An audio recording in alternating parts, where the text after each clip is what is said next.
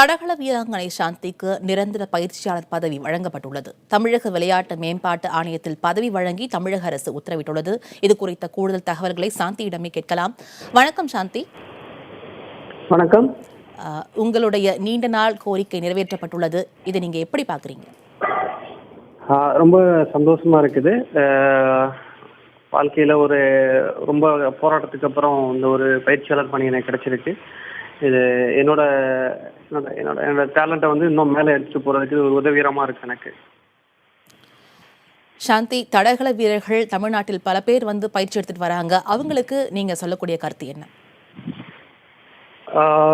நிச்சயமா தொடர்ந்து போராடிட்டு இருந்தோம்னாக்கா வாழ்க்கையில என்னைக்காவது ஒரு நாளைக்கு நமக்கு வந்து நமக்கு கிடைக்க வேண்டிய அங்கீகாரம் கிடைக்கும், நிச்சயமா கிடைக்கும். ஒவ்வொரு விளையாட்டு வீரரும் அவங்களோட திறமையை நிரூபிக்கிறதுக்கு தொடர்ந்து போராடணும். சாந்தி, இந்த தடகள போட்டியில வந்து எந்தெந்த மாதிரியான நிபந்தனைகளை வந்து தளர்த்தினா தடகள வீரர்கள் மேலும் வாய்ப்பு கிடைக்கிறது வழிபிறக்கும் நீங்க நினைக்கிறீங்க? இல்ல, இது எந்த வகையில எனக்கு எப்படி இதுக்கு அந்த கேள்விக்கு பதில் சொல்றேன்னு எனக்கு தெரியல. ஸோ இதை நம்ம விட்டுறலாம்.